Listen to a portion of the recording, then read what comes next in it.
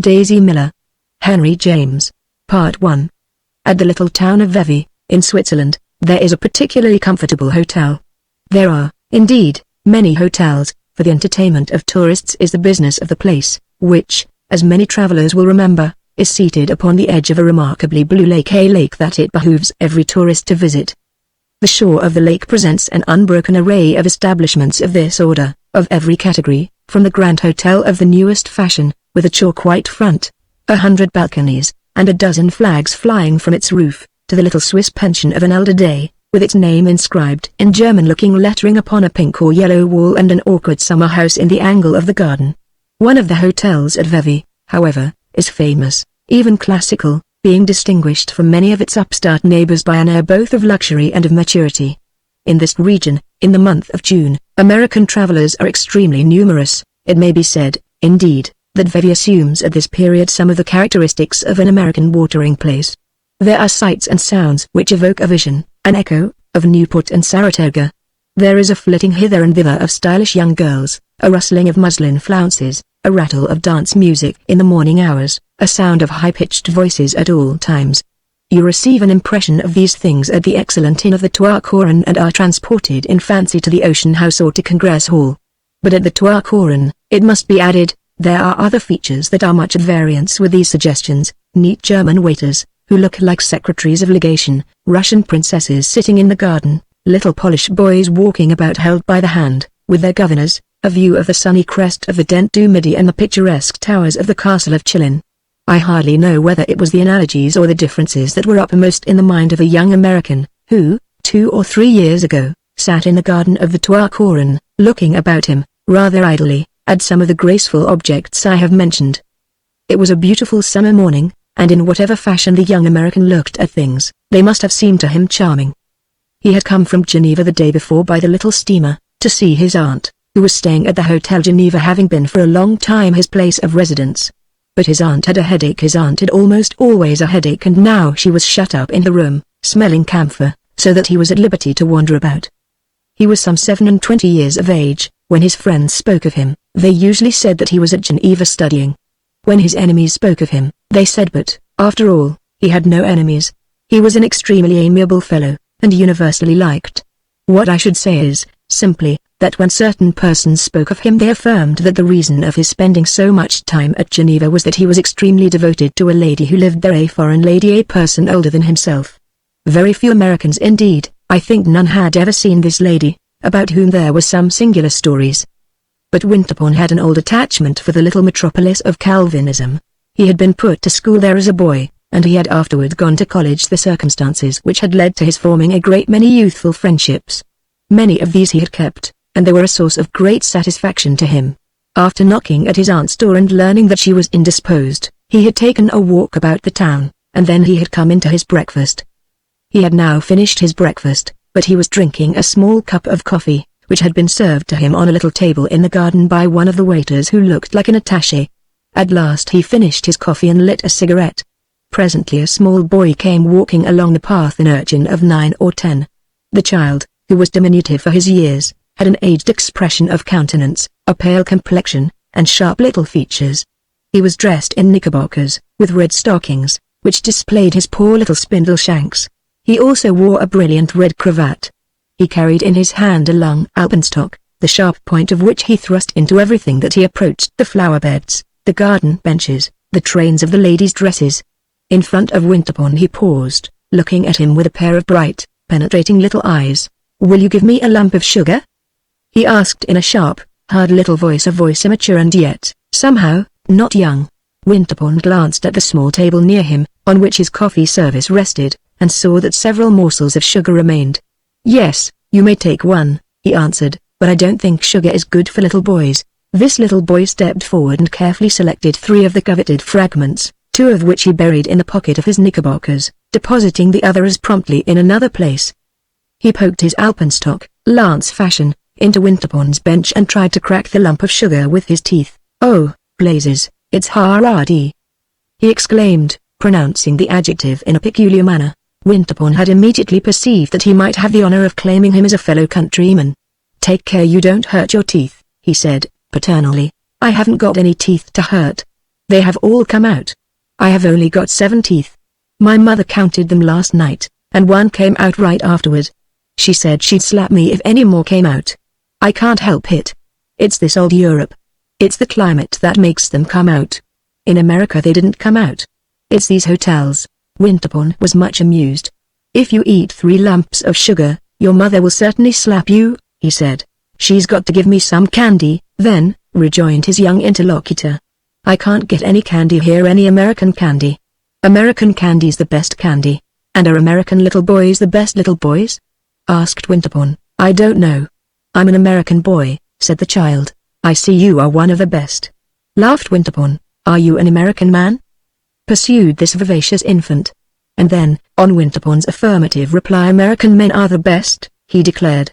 His companion thanked him for the compliment, and the child, who had now got astride of his alpenstock, stood looking about him, while he attacked a second lump of sugar. Winterbourne wondered if he himself had been like this in his infancy, for he had been brought to Europe at about this age. Here comes my sister, cried the child in a moment. She's an American girl. Winterbourne looked along the path and saw a beautiful young lady advancing. American girls are the best girls, he said cheerfully to his young companion. My sister ain't the best. The child declared. She's always blowing at me. I imagine that is your fault, not hers, said Winterbourne. The young lady meanwhile had drawn near. She was dressed in white muslin, with 100 frills and flounces, and knots of pale-colored ribbon. She was bareheaded, but she balanced in her hand a large parasol, with a deep border of embroidery, and she was strikingly, admirably pretty. How pretty they are, thought Winterbourne, straightening himself in his seat, as if he were prepared to rise. The young lady paused in front of his bench, near the parapet of the garden, which overlooked the lake. The little boy had now converted his alpenstock into a vaulting pole, by the aid of which he was springing about in the gravel and kicking it up not a little. Randolph, said the young lady, what are you doing? I'm going up the Alps, replied Randolph. This is the way. And he gave another little jump, scattering the pebbles about Winterbourne's ears. That's the way they come down, said Winterbourne. He's an American man, cried Randolph, in his little hard voice. The young lady gave no heed to this announcement, but looked straight at her brother. Well, I guess you had better be quiet, she simply observed. It seemed to Winterbourne that he had been in a manner presented. He got up and stepped slowly toward the young girl, throwing away his cigarette. This little boy and I have made acquaintance, he said, with great civility. In Geneva, as he had been perfectly aware, a young man was not at liberty to speak to a young unmarried lady except under certain rarely occurring conditions, but here at Vevey, what conditions could be better than these? A pretty American girl coming and standing in front of you in a garden.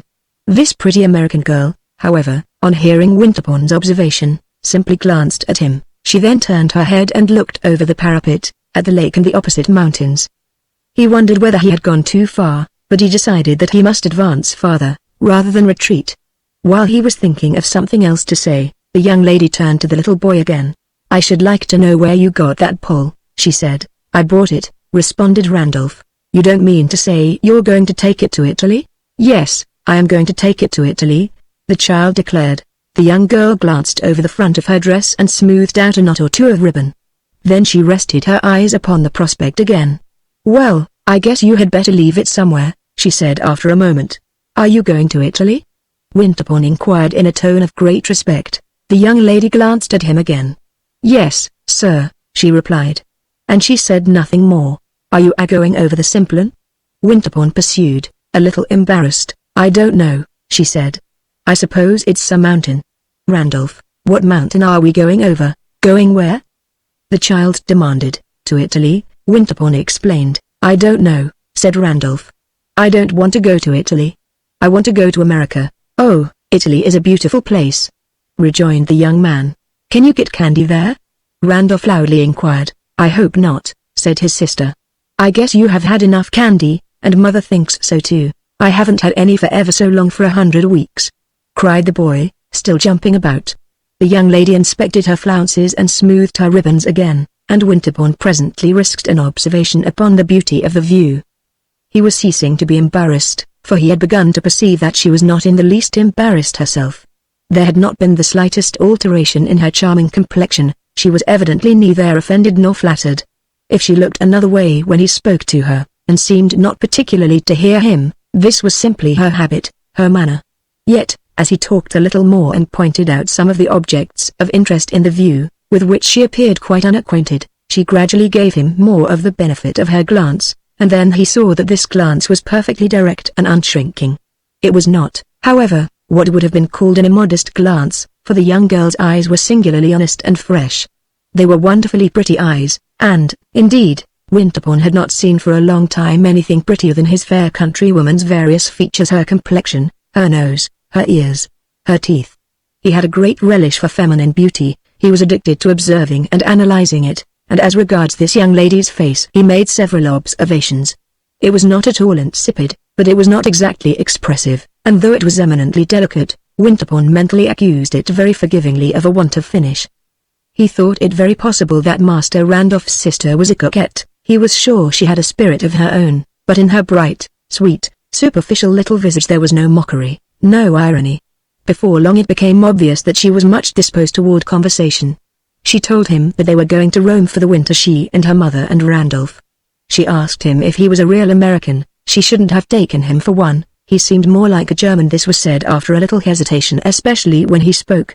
Winterbourne, laughing, answered that he had met Germans who spoke like Americans, but that he had not, so far as he remembered, met an American who spoke like a German.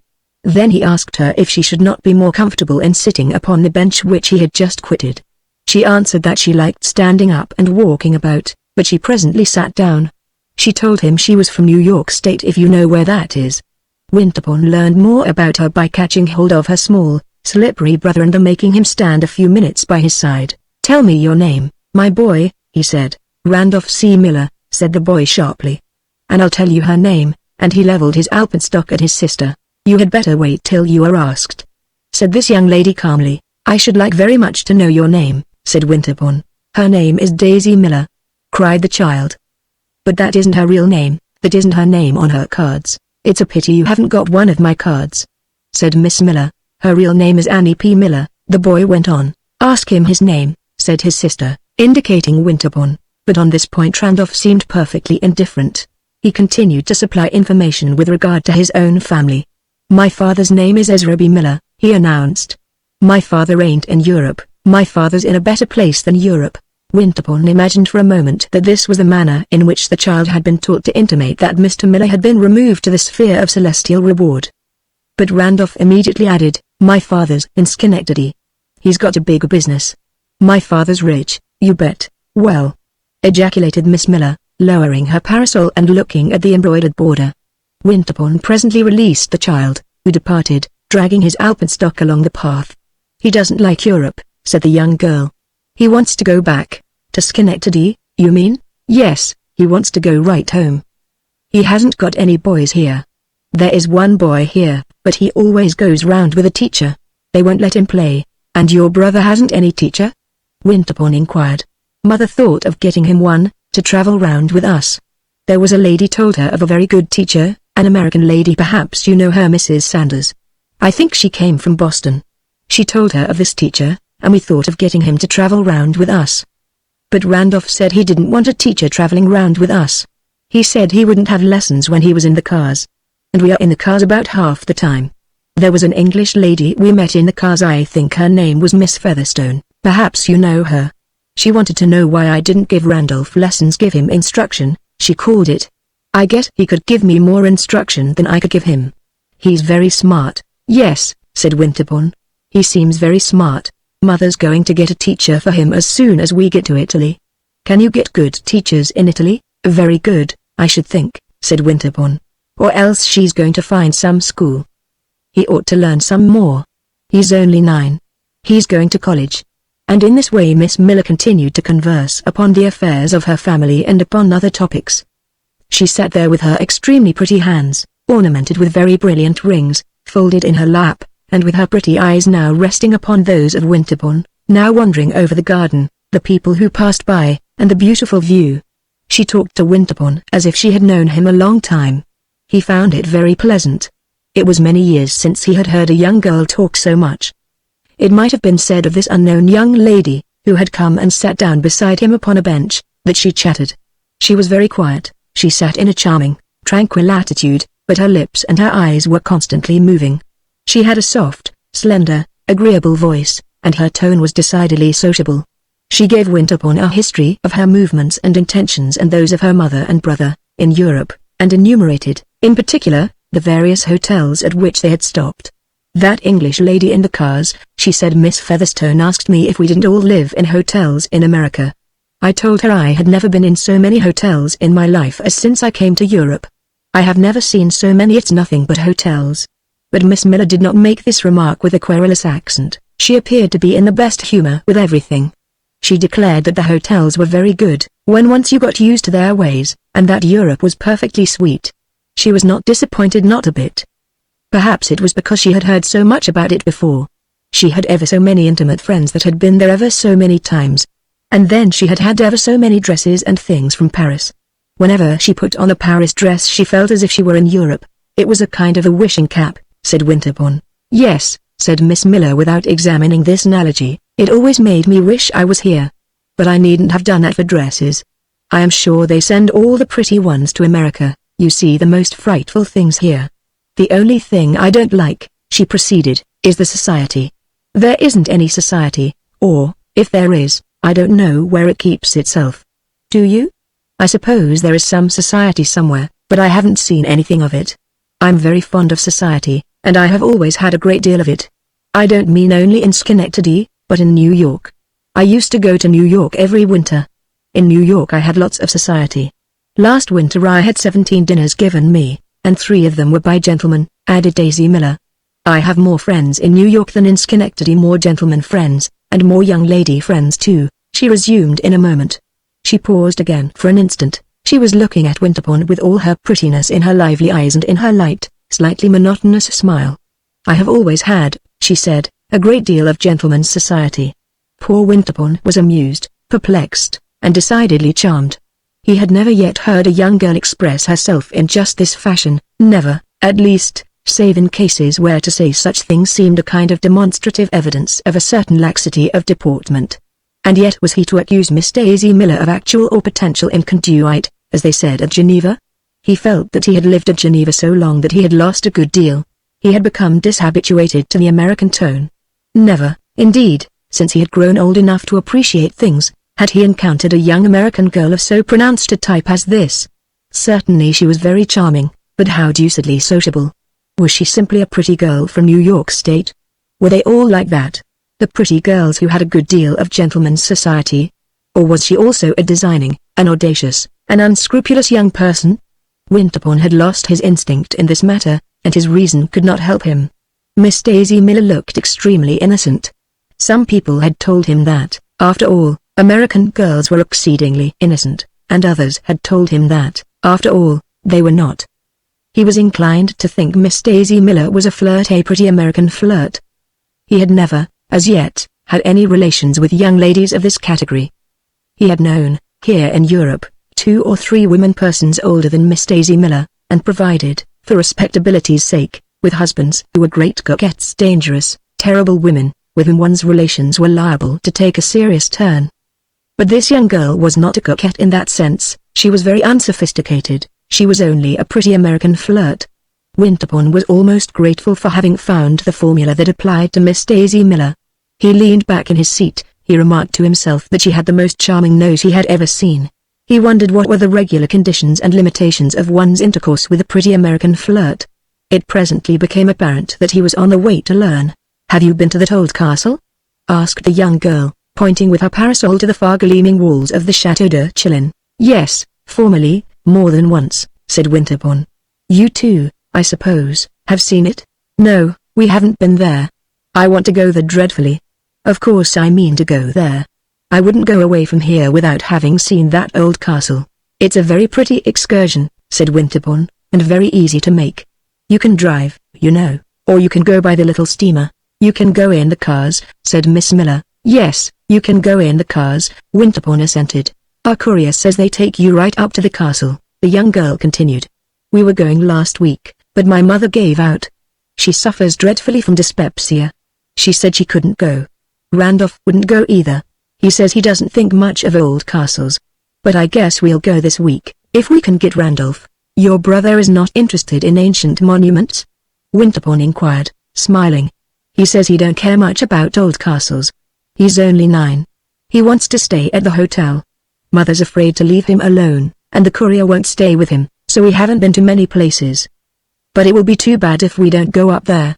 And Miss Miller pointed again at the Chateau de Chillon. I should think it might be arranged, said Winterbourne. Couldn't you get someone to stay for the afternoon with Randolph? Miss Miller looked at him a moment, and then, very placidly, I wish you would stay with him, she said. Winterbourne hesitated a moment. I should much rather go to Chillon with you. With me? Asked the young girl with the same placidity. She didn't rise, blushing, as a young girl at Geneva would have done, and yet Winterbourne, conscious that he had been very bold, thought it possible she was offended. With your mother, he answered very respectfully, but it seemed that both his audacity and his respect were lost upon Miss Daisy Miller. I guess my mother won't go, after all, she said. She don't like to ride round in the afternoon. But did you really mean what you said just now, that you would like to go up there? Most earnestly, Winterbourne declared. Then we may arrange it. If mother will stay with Randolph, I guess Eugenio will. Eugenio? The young man inquired. Eugenio's our courier. He doesn't like to stay with Randolph. He's the most fastidious man I ever saw. But he's a splendid courier. I guess he'll stay at home with Randolph if mother does, and then we can go to the castle. Winterbourne reflected for an instant as lucidly as possible. We could only mean Miss Daisy Miller and himself. This program seemed almost too agreeable for credence. He felt as if he ought to kiss the young lady's hand. Possibly he would have done so and quite spoiled the project, but at this moment another person, presumably Eugenio, appeared. A tall, handsome man, with superb whiskers, wearing a velvet morning coat and a brilliant watch chain, approached Miss Miller, looking sharply at her companion. Oh, Eugenio, said Miss Miller with the friendliest accent. Eugenio had looked at Winterbourne from head to foot. He now bowed gravely to the young lady. I have the honor to inform Mademoiselle that luncheon is upon the table. Miss Miller slowly rose. See here, Eugenio, she said, I'm going to that old castle, anyway. To the Chateau de Chillon, Mademoiselle? The courier inquired. Mademoiselle has made arrangements? He added in a tone which struck Winterbourne as very impertinent. Eugenio's tone apparently threw, even to Miss Miller's own apprehension, a slightly ironical light upon the young girl's situation. She turned to Winterbourne, blushing a little, a very little. You won't back out? She said. I shall not be happy till we go. He protested. And you are staying in this hotel? She went on. And you're really an American? The courier stood looking at Winterbourne offensively. The young man, at least, thought his manner of looking an offense to Miss Miller. It conveyed an imputation that she picked up acquaintances. I shall have the honor of presenting to you a person who will tell you all about me, he said, smiling and referring to his aunt. Oh, well, we'll go someday, said Miss Miller. And she gave him a smile and turned away. She put up her parasol and walked back to the inn beside Eugenio. Winterbourne stood looking after her, and as she moved away, drawing her muslin furbelows over the gravel, said to himself that she had the tournure of a princess.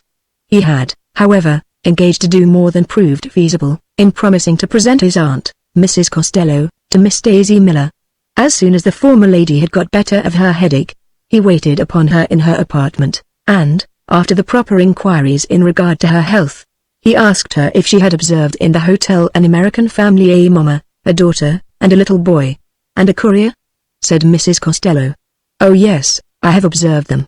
Seen them, heard them, and kept out of their way. Mrs. Costello was a widow with a fortune, a person of much distinction, who frequently intimated that, if she were not so dreadfully liable to sick headaches, she would probably have left a deeper impress upon her time. She had a long, pale face, a high nose, and a great deal of very striking white hair, which she wore in large puffs and rilks over the top of her head. She had 2 sons married in New York and another who was now in Europe. This young man was amusing himself at Hamburg, and, though he was on his travels, was rarely perceived to visit any particular city at the moment selected by his mother for her own appearance there. Her nephew, who had come up to Vevey expressly to see her, was therefore more attentive than those who, as she said, were nearer to her. He had imbibed at Geneva the idea that one must always be attentive to one's aunt. Mrs. Costello had not seen him for many years, and she was greatly pleased with him, manifesting her approbation by initiating him into many of the secrets of that social sway which, as she gave him to understand, she exerted in the American capital. She admitted that she was very exclusive, but, if he were acquainted with New York, he would see that one had to be. And her picture of the minutely hierarchical constitution of the society of that city, which she presented to him in many different lights, was, to Winterbourne's imagination, almost oppressively striking. He immediately perceived, from her tone, that Miss Daisy Miller's place in the social scale was low. "I am afraid you don't approve of them," he said. "They are very common," Mrs. Costello declared. "They are the sort of Americans that one does one's duty by not accepting." "Ah, you don't accept them?" said the young man. "I can't, my dear Frederick. I would if I could, but I can't." "The young girl is very pretty," said Winterbourne in a moment. "Of course she's pretty. But she is very common." "I see what you mean, of course," said Winterbourne after another pause. "She has that charming look that they all have," his aunt resumed. "I can't think where they pick it up, and she dresses in perfection. No, you don't know how well she dresses. I can't think where they get their taste. But, my dear aunt, she is not, after all, a Comanche savage. She is a young lady," said Mrs. Costello, "who has an intimacy with her mamma's courier." "An intimacy with the courier?" the young man demanded. "Oh, the mother is just as bad. They treat the courier like a familiar friend, like a gentleman. I shouldn't wonder if he dines with them. Very likely they have never seen a man with such good manners, such fine clothes, so like a gentleman. He probably corresponds to the young lady's idea of a count. He sits with them in the garden in the evening. I think he smokes." Winterbourne listened with interest to these disclosures. They helped him to make up his mind about Miss Daisy. Evidently she was rather wild. "Well," he said, "I am not a courier, and yet she was very charming to me." "You had better have said at first," said Mrs. Costello with dignity, "that you had made her acquaintance. We simply met in the garden, and we talked a bit, tout bonnement." "And pray what did you say?" "I said I should take the liberty of introducing her to my admirable aunt. I am much obliged to you." "It was to guarantee my respectability," said Winterbourne. "And pray who is to guarantee hers?" "Ah, you are cruel," said the young man. "She's a very nice young girl." "You don't say that as if you believed it," Mrs. Costello observed. "She is completely uncultivated," Winterbourne went on. "But she is wonderfully pretty, and, in short, she is very nice. To prove that I believe it, I am going to take her to the Château de Chillon." "You two are going off there together?" "I should say it proved just the contrary." "How long had you known her, may I ask, when this interesting project was formed?" "You haven't been 24 hours in the house." "I have known her half an hour," said Winterbourne, smiling. "Dear me!" cried Mrs. Costello. "What a dreadful girl." Her nephew was silent for some moments. "You really think, then," he began earnestly, and with a desire for trustworthy information, "you really think that—" but he paused again. "Think what, sir?" said his aunt. "That she is the sort of young lady who expects a man, sooner or later, to carry her off? I haven't the least idea what such young ladies expect a man to do.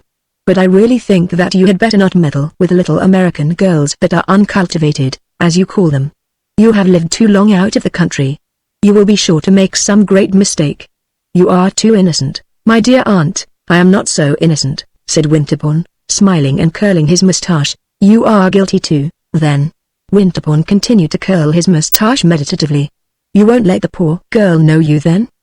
he asked at last. "Is it literally true that she is going to the Château de Chillon with you?" "I think that she fully intends it." "Then, my dear Frederick," said Mrs. Costello, "I must decline the honor of her acquaintance. I am an old woman, but I am not too old, thank heaven, to be shocked." "But don't they all do these things, the young girls in America?" Winterbourne inquired. Mrs. Costello stared a moment. "I should like to see my granddaughters do them," she declared grimly. This seemed to throw some light upon the matter, for Winterbourne remembered to have heard that his pretty cousins in New York were tremendous flirts. If, therefore, Miss Daisy Miller exceeded the liberal margin allowed to these young ladies, it was probable that anything might be expected of her. Winterbourne was impatient to see her again, and he was vexed with himself that, by instinct, he should not appreciate her justly. Though he was impatient to see her, he hardly knew what he should say to her about his aunt's refusal to become acquainted with her, but he discovered, promptly enough, that with Miss Daisy Miller there was no great need of walking on tiptoe. He found her that evening in the garden, wandering about in the warm starlight like an indolent sylph, and swinging to and fro the largest fan he had ever beheld. It was 10 o'clock. He had dined with his aunt, had been sitting with her since dinner, and had just taken leave of her till the morrow. Miss Daisy Miller seemed very glad to see him. She declared it was the longest evening she had ever passed. "Have you been all alone?" he asked. "I've been walking round with Mother." "But Mother gets tired walking round," she answered. "Has she gone to bed?" "No, she doesn't like to go to bed," said the young girl. She doesn't sleep not 3 hours. She says she doesn't know how she lives. She's dreadfully nervous. I guess she sleeps more than she thinks. She's gone somewhere after Randolph. She wants to try to get him to go to bed. He doesn't like to go to bed. Let us hope she will persuade him, observed Winterbourne. She will talk to him all she can. But he doesn't like her to talk to him, said Miss Daisy, opening her fan. She's going to try to get Eugenio to talk to him. But he isn't afraid of Eugenio. Eugenio's a splendid courier, but he can't make much impression on Randolph. I don't believe he'll go to bed before 11.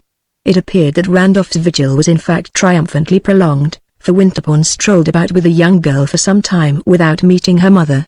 I have been looking round for that lady you want to introduce me to, his companion resumed. She's your aunt. Then, on Winterbourne's admitting the fact and expressing some curiosity as to how she had learned it, she said she had heard all about Mrs. Costello from the chambermaid. She was very quiet and very comme il faut. She wore white puffs, she spoke to no one, and she never dined at the table d'hôte. Every 2 days she had a headache. I think that's a lovely description, headache and all, said Miss Daisy, chattering along in her thin, gay voice. I want to know her ever so much. I know just what your aunt would be. I know I should like her. She would be very exclusive. I like a lady to be exclusive. I'm dying to be exclusive myself. Well, we are exclusive, Mother and I. We don't speak to everyone or they don't speak to us. I suppose it's about the same thing. Anyway, I shall be ever so glad to know your aunt. Winterbourne was embarrassed. She would be most happy, he said, but I am afraid those headaches will interfere. The young girl looked at him through the dusk. But I suppose she doesn't have a headache every day, she said sympathetically. Winterbourne was silent a moment. She tells me she does, he answered at last, not knowing what to say. Miss Daisy Miller stopped and stood looking at him. Her prettiness was still visible in the darkness. She was opening and closing her enormous fan. She doesn't want to know me, she said suddenly. Why don't you say so? You needn't be afraid. I'm not afraid. And she gave a little laugh. Winterbourne fancied there was a tremor in her voice. He was touched, shocked, mortified by it. My dear young lady, he protested, she knows no one. It's her wretched health. The young girl walked on a few steps, laughing still. You needn't be afraid, she repeated. Why should she want to know me? Then she paused again. She was close to the parapet of the garden, and in front of her was the starlit lake. There was a vague sheen upon its surface, and in the distance were dimly seen mountain forms. Daisy Miller looked out upon the mysterious prospect and then she gave another little laugh. Gracious. She is exclusive, she said. Winterbourne wondered whether she was seriously wounded, and for a moment almost wished that her sense of injury might be such as to make it becoming in him to attempt to reassure and comfort her. He had a pleasant sense that she would be very approachable for consolatory purposes. He felt then, for the instant, quite ready to sacrifice his aunt, conversationally, to admit that she was a proud, rude woman, and to declare that they needn't mind her. But before he had time to commit himself to this perilous mixture of gallantry and impiety, the young lady, resuming her walk, gave an exclamation in quite another tone. Well, here's Mother. I guess she hasn't got Randolph to go to bed. The figure of a lady appeared at a distance, very indistinct in the darkness, and advancing with a slow and wavering movement. Suddenly it seemed to pause. Are you sure it is your mother?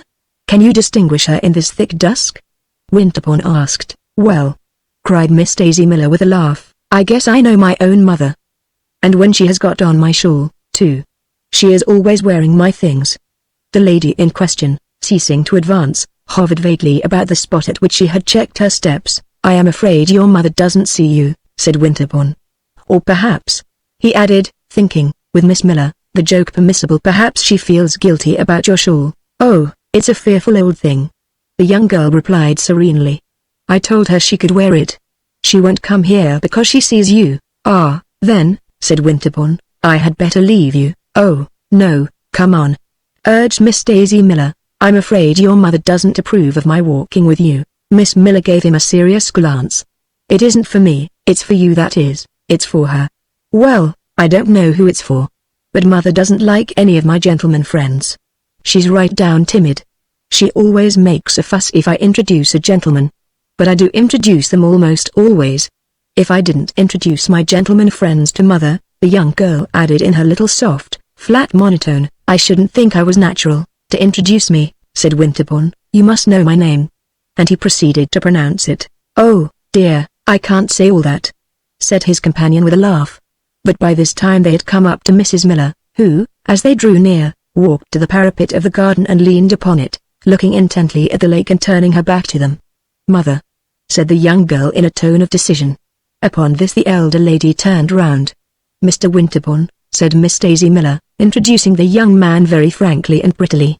Common, she was, as Mrs. Costello had pronounced her, yet it was a wonder to Winterbourne that, with her commonness, she had a singularly delicate grace. Her mother was a small, spare, light person, with a wandering eye, a very exiguous nose, and a large forehead, decorated with a certain amount of thin, much frizzled hair. Like her daughter, Mrs. Miller was dressed with extreme elegance. She had enormous diamonds in her ears. So far as Winterbourne could observe, she gave him no greeting. She certainly was not looking at him. Daisy was near her, pulling her shawl straight. "What are you doing, poking round here?" this young lady inquired, but by no means with that harshness of accent which her choice of words may imply. "I don't know," said her mother, turning toward the lake again. "I shouldn't think you'd want that shawl." Daisy exclaimed, "Well, I do." Her mother answered with a little laugh. "Did you get Randolph to go to bed?" asked the young girl. "No, I couldn't induce him," said Mrs. Miller very gently. "He wants to talk to the waiter. He likes to talk to that waiter. I was telling Mr. Winterbourne," the young girl went on, and to the young man's ear her tone might have indicated that she had been uttering his name all her life. "Oh, yes," said Winterbourne, "I have the pleasure of knowing your son." Randolph's mamma was silent. She turned her attention to the lake. But at last she spoke. "Well, I don't see how he lives, anyhow. It isn't so bad as it was at Dover," said Daisy Miller. "And what occurred at Dover?" Winterbourne asked. "He wouldn't go to bed at all. I guess he sat up all night in the public parlor. He wasn't in bed at 12 o'clock, I know that. It was 12:30, declared Mrs. Miller with mild emphasis. "Does he sleep much during the day?" Winterbourne demanded. "I guess he doesn't sleep much," Daisy rejoined. "I wish he would," said her mother. "It seems as if he couldn't. I think he's real tiresome," Daisy pursued. Then, for some moments, there was silence. "Well, Daisy Miller," said the elder lady, presently, "I shouldn't think you'd want to talk against your own brother." "Well, he is tiresome, mother," said Daisy, quite without the asperity of a retort. "He's only 9, urged Mrs. Miller. "Well, he wouldn't go to that castle," said the young girl. "I'm going there with Mr. Winterbourne." To this announcement, very placidly made, Daisy's mamma offered no response. Winterbourne took for granted that she deeply disapproved of the projected excursion, but he said to himself that she was a simple, easily managed person, and that a few deferential protestations would take the edge from her displeasure. "Yes," he began, "your daughter has kindly allowed me the honor of being her guide." Mrs. Miller's wandering eyes attached themselves, with a sort of appealing air, to Daisy, who, however, strolled a few steps farther, gently humming to herself. "I presume you will go in the cars," said her mother. "Yes, or in the boat," said Winterbourne. "Well, of course, I don't know," Mrs. Miller rejoined. "I have never been to that castle." "It is a pity you shouldn't go," said Winterbourne, beginning to feel reassured as to her opposition. And yet he was quite prepared to find that, as a matter of course, she meant to accompany her daughter. "We've been thinking ever so much about going," she pursued, "but it seems as if we couldn't. Of course Daisy she wants to go round. But there's a lady here, I don't know her name, she says she shouldn't think we'd want to go to see castles here, she should think we'd want to wait till we got to Italy. It seems as if there would be so many there," continued Mrs. Miller with an air of increasing confidence. "Of course we only want to see the principal ones. We visited several in England," she presently added. "Ah yes. In England there are beautiful castles," said Winterbourne. "But Chillon here is very well worth seeing." "Well, if Daisy feels up to it," said Mrs. Miller, in a tone impregnated with a sense of the magnitude of the enterprise. "It seems as if there was nothing she wouldn't undertake." "Oh, I think she'll enjoy it," Winterbourne declared. And he desired more and more to make it a certainty that he was to have the privilege of a tete-a-tete with the young lady, who was still strolling along in front of them, softly vocalizing. "You are not disposed, madame," he inquired, "to undertake it yourself?" Daisy's mother looked at him an instant askance, and then walked forward in silence. "Then I guess she had better go alone," she said simply. Winterbourne observed to himself that this was a very different type of maternity from that of the vigilant matrons who massed themselves in the forefront of social intercourse in the dark old city at the other end of the lake. But his meditations were interrupted by hearing his name very distinctly pronounced by Mrs. Miller's unprotected daughter. "Mr. Winterbourne," murmured Daisy. "Mademoiselle," said the young man. "Don't you want to take me out in a boat, at present?" he asked. "Of course," said Daisy. "Well, Annie Miller," exclaimed her mother, "I beg you, Madame, to let her go," said Winterbourne ardently, for he had never yet enjoyed the sensation of guiding through the summer starlight a skiff freighted with a fresh and beautiful young girl. "I shouldn't think she'd want to," said her mother. "I should think she'd rather go indoors." "I'm sure Mr. Winterbourne wants to take me," Daisy declared. "He's so awfully devoted. I will row you over to Chillon in the starlight." "I don't believe it," said Daisy. "Well," ejaculated the elder lady again, "you haven't spoken to me for half an hour," her daughter went on. "I have been having some very pleasant conversation with your mother," said Winterbourne. "Well, I want you to take me out in a boat," Daisy repeated. They had all stopped, and she had turned round and was looking at Winterbourne. Her face wore a charming smile. Her pretty eyes were gleaming. She was swinging her great fan about. "No, it's impossible to be prettier than that," thought Winterbourne. "There are half a dozen boats moored at that landing place," he said, pointing to certain steps which descended from the garden to the lake. "If you will do me the honor to accept my arm, we will go and select one of them." Daisy stood there smiling. She threw back her head and gave a little, light laugh. "I like a gentleman to be formal," she declared. "I assure you it's a formal offer. I was bound I would make you say something," Daisy went on. "You see, it's not very difficult," said Winterbourne. "But I am afraid you are chaffing me." "I think not, sir," remarked Mrs. Miller very gently. "Do, then, let me give you a row," he said to the young girl. "It's quite lovely, the way you say that," cried Daisy. "It will be still more lovely to do it." "Yes, it would be lovely," said Daisy. But she made no movement to accompany him. She only stood there laughing. "I should think you had better find out what time it is," interposed her mother. "It is 11 o'clock, Madame," said a voice, with a foreign accent, out of the neighboring darkness, and Winterbourne, turning, perceived the florid personage who was in attendance upon the two ladies. He had apparently just approached. "Oh, Eugenio," said Daisy, "I am going out in a boat." Eugenio bowed. "At 11 o'clock, Mademoiselle? I am going with Mr. Winterbourne this very minute." "Do tell her she can't," said Mrs. Miller to the courier. "I think you had better not go out in a boat, Mademoiselle," Eugenio declared. Winterbourne wished to heaven this pretty girl were not so familiar with her courier, but he said nothing. "I suppose you don't think it's proper?" Daisy exclaimed. "Eugenio doesn't think anything's proper. I am at your service," said Winterbourne. "Does Mademoiselle propose to go alone?" asked Eugenio of Mrs. Miller. "Oh, no, with this gentleman," answered Daisy's mamma. The courier looked for a moment at Winterbourne. The latter thought he was smiling and then, solemnly, with a bow, "As Mademoiselle pleases," he said. "Oh, I hoped you would make a fuss," said Daisy.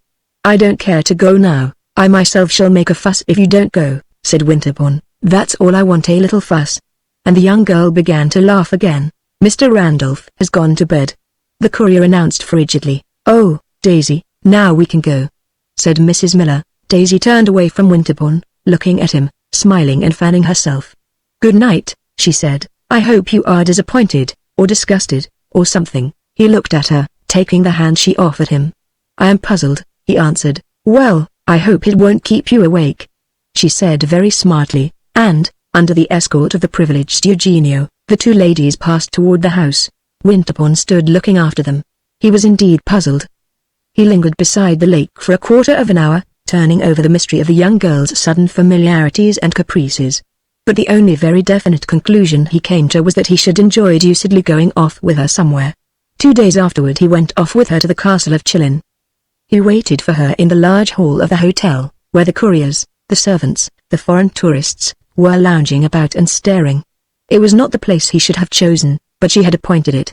She came tripping downstairs, buttoning her long gloves, squeezing her folded parasol against her pretty figure, dressed in the perfection of a soberly elegant traveling costume.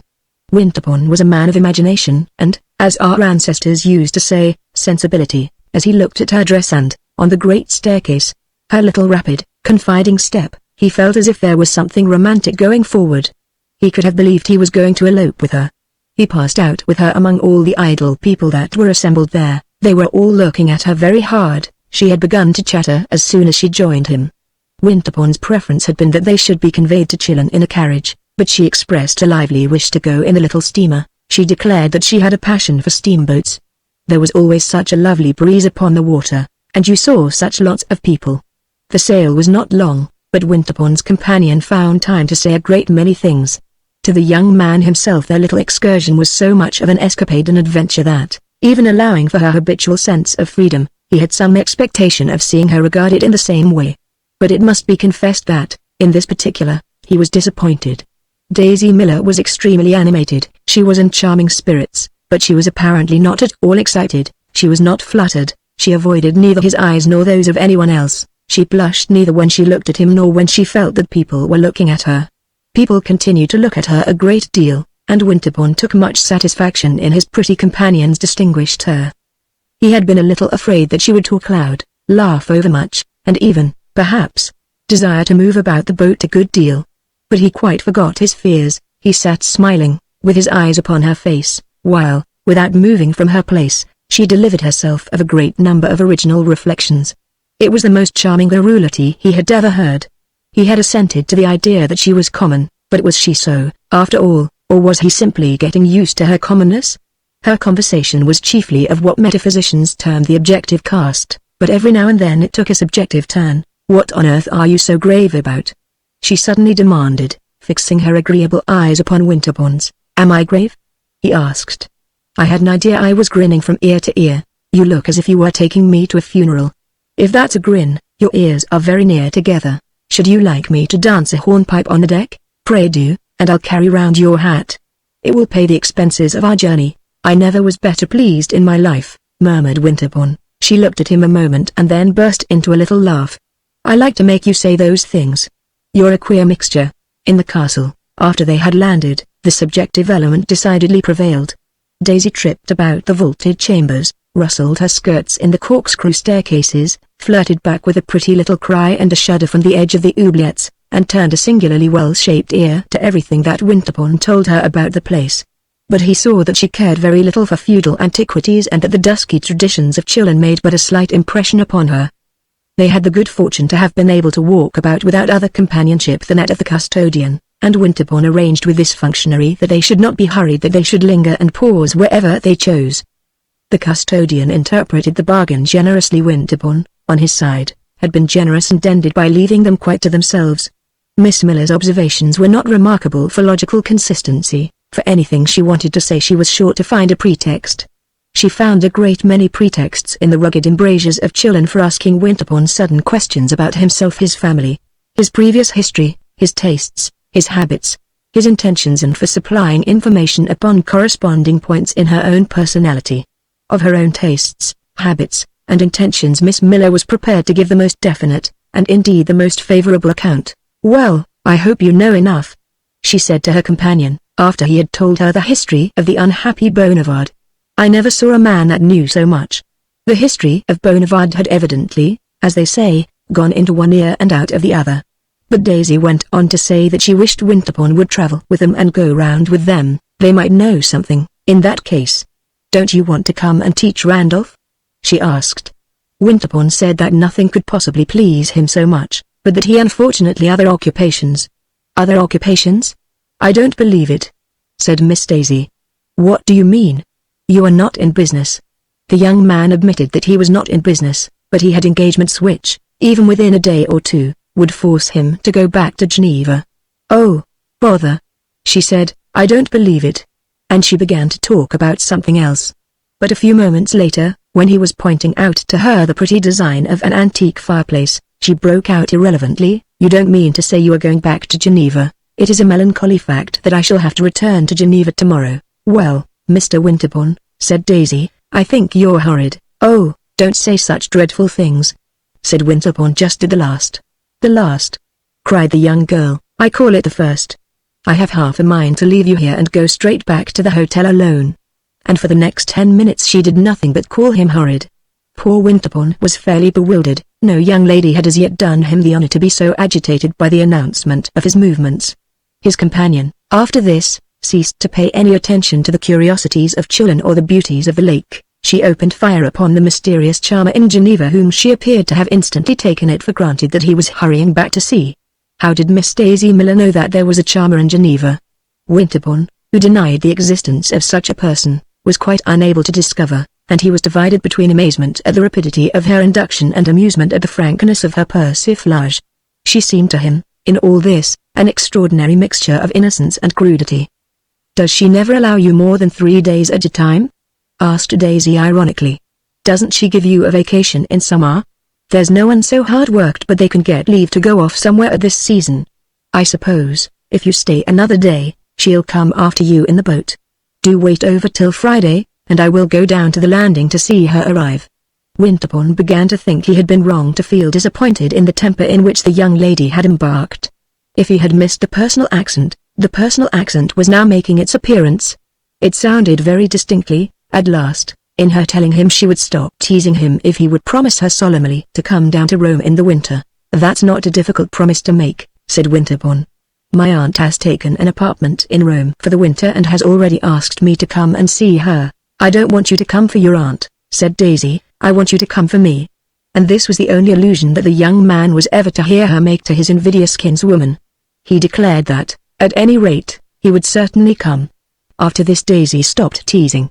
Winterbourne took a carriage, and they drove back to Vevey in the dusk. The young girl was very quiet. In the evening Winterbourne mentioned to Mrs. Costello that he had spent the afternoon at Chillon with Miss Daisy Miller. "The Americans of the Courier?" asked this lady. "Ah, happily," said Winterbourne, "the Courier stayed at home." "She went with you all alone?" "All alone." Mrs. Costello sniffed a little at her smelling bottle. "And that," she exclaimed, "is the young person whom you wanted me to know."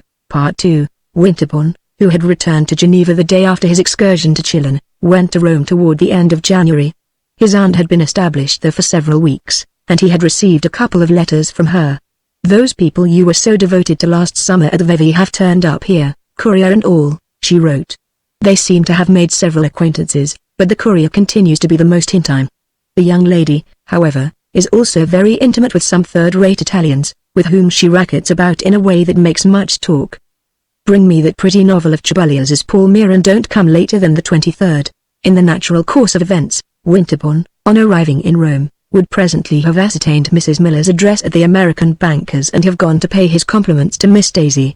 "After what happened at Vevey, I think I may certainly call upon them," he said to Mrs. Costello. "If, after what happens at Vevey and everywhere you desire to keep up the acquaintance, you are very welcome. Of course a man may know everyone. Men are welcome to the privilege. Pray what is it that happens here, for instance?" Winterbourne demanded. "The girl goes about alone with her foreigners. As to what happens further, you must apply elsewhere for information. She has picked up half a dozen of the regular Roman fortune hunters, and she takes them about to people's houses. When she comes to a party she brings with her a gentleman with a good deal of manner and a wonderful moustache. And where is the mother? I haven't the least idea. They are very dreadful people." Winterbourne meditated a moment. "They are very ignorant, very innocent only. Depend upon it they are not bad. They are hopelessly vulgar," said Mrs. Costello. "Whether or no being hopelessly vulgar is being bad is a question for the metaphysicians. They are bad enough to dislike, at any rate, and for this short life that is quite enough." The news that Daisy Miller was surrounded by half a dozen wonderful moustaches checked Winterbourne's impulse to go straightway to see her. He had, perhaps, not definitely flattered himself that he had made an ineffaceable impression upon her heart, but he was annoyed at hearing of a state of affairs so little in harmony with an image that had lately flitted in and out of his own meditations, the image of a very pretty girl looking out of an old Roman window and asking herself urgently when Mr. Winterbourne would arrive. If, however, he determined to wait a little before reminding Miss Miller of his claims to her consideration, he went very soon to call upon 2 or 3 other friends. One of these friends was an American lady who had spent several winters at Geneva, where she had placed her children at school. She was a very accomplished woman, and she lived in the Via Gregoriana. Winterbourne found her in a little crimson drawing room on a 3rd floor. The room was filled with southern sunshine. He had not been there 10 minutes when the servant came in, announcing Madame Miller. This announcement was presently followed by the entrance of little Randolph Miller, who stopped in the middle of the room and stood staring at Winterbourne. An instant later his pretty sister crossed the threshold, and then, after a considerable interval, Mrs. Miller slowly advanced. "I know you," said Randolph. "I'm sure you know a great many things," exclaimed Winterbourne, taking him by the hand. "How is your education coming on?" Daisy was exchanging greetings very prettily with her hostess, but when she heard Winterbourne's voice she quickly turned her head. "Well, I declare," she said, "I told you I should come, you know," Winterbourne rejoined, smiling. "Well, I didn't believe it," said Miss Daisy. I am much obliged to you, laughed the young man. You might have come to see me, said Daisy. I arrived only yesterday. I don't believe that, the young girl declared. Winterbourne turned with a protesting smile to her mother, but this lady evaded his glance, and, seating herself, fixed her eyes upon her son. We've got a bigger place than this, said Randolph. It's all gold on the walls. Mrs. Miller turned uneasily in her chair. I told you if I were to bring you, you would say something, she murmured. I told you, Randolph exclaimed. I tell you, sir, he added jocosely, giving Winterbourne a thump on the knee. It is bigger, too. Daisy had entered upon a lively conversation with her hostess. Winterbourne judged it becoming to address a few words to her mother. I hope you have been well since we parted at Vevey, he said. Mrs. Miller now certainly looked at him at his chin. Not very well, sir, she answered. She's got the dyspepsia, said Randolph. I've got it too. Father's got it. I've got it most. This announcement, instead of embarrassing Mrs. Miller, seemed to relieve her. I suffer from the liver, she said. I think it's this climate. It's less bracing than Schenectady, especially in the winter season. I don't know whether you know we reside at Schenectady. I was saying to Daisy that I certainly hadn't found anyone like Dr. Davis, and I didn't believe I should. Oh, at Schenectady he stands first. They think everything of him.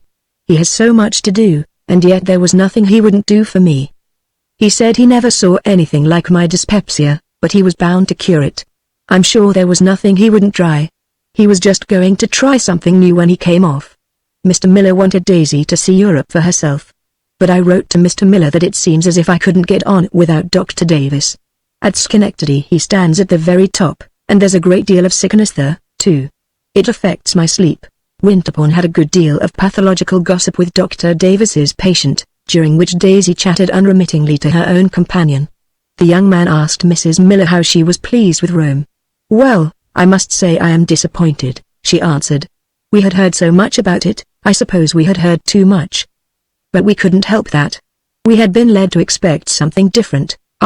Wait a little, and you will become very fond of it, said Winterbourne. I hate it worse and worse every day, cried Randolph. You are like the infant Hannibal, said Winterbourne. No, I ain't, Randolph declared at a venture.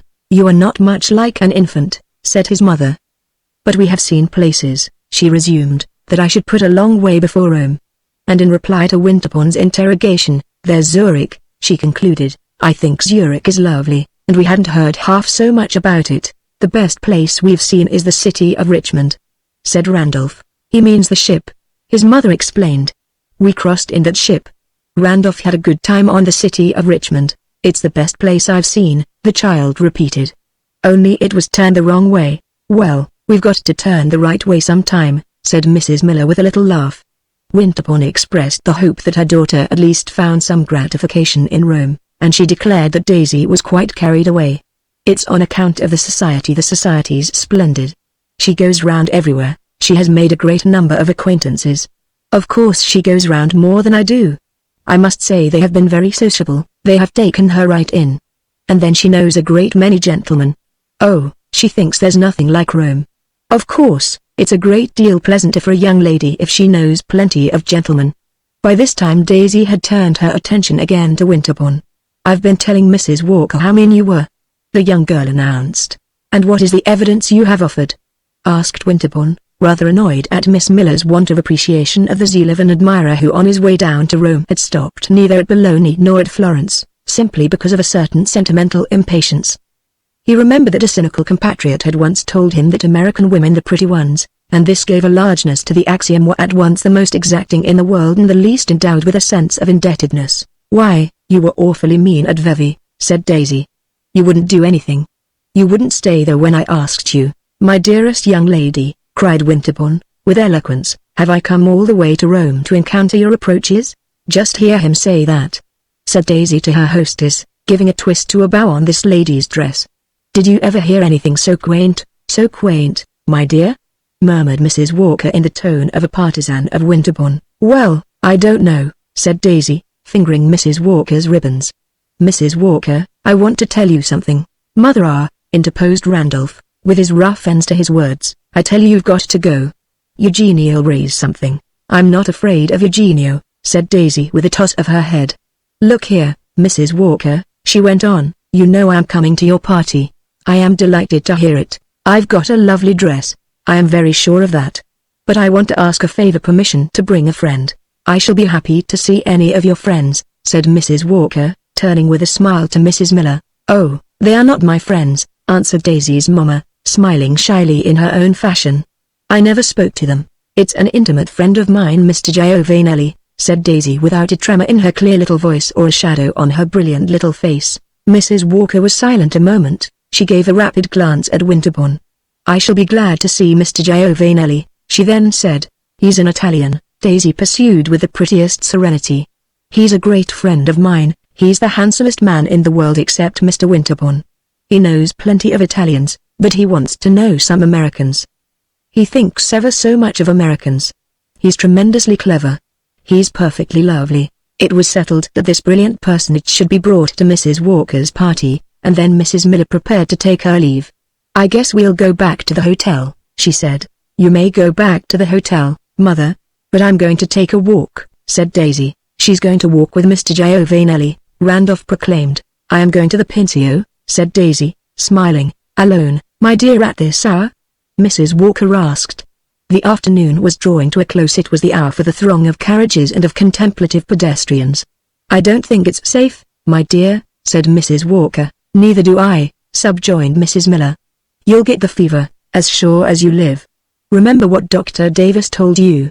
Give her some medicine before she goes," said Randolph. The company had risen to its feet. Daisy, still showing her pretty teeth, bent over and kissed her hostess. "Mrs. Walker, you are too perfect," she said. "I'm not going alone, I am going to meet a friend." "Your friend won't keep you from getting the fever," Mrs. Miller observed. "Is it Mr. Giovanelli?" asked the hostess. Winterbourne was watching the young girl. At this question his attention quickened. She stood there, smiling and smoothing her bonnet ribbons. She glanced at Winterbourne. Then, while she glanced and smiled, she answered, without a shade of hesitation, "Mr. Giovanelli, the beautiful Giovanelli." "My dear young friend," said Mrs. Walker, taking her hand pleadingly, "don't walk off to the Pincio at this hour to meet a beautiful Italian." "Well, he speaks English," said Mrs. Miller. "Gracious me!" Daisy exclaimed, "I don't do anything improper. There's an easy way to settle it." She continued to glance at Winterbourne. "The Pincio is only 100 yards distant, and if Mr. Winterbourne were as polite as he pretends, he would offer to walk with me." Winterbourne's politeness hastened to affirm itself, and the young girl gave him gracious leave to accompany her. They passed downstairs before her mother, and at the door Winterbourne perceived Mrs. Miller's carriage drawn up, with the ornamental courier whose acquaintance he had made at Vevey seated within. "Goodbye, Eugenio," cried Daisy. "I'm going to take a walk." The distance from the Via Gregoriana to the beautiful garden at the other end of the Pincian Hill is, in fact, rapidly traversed.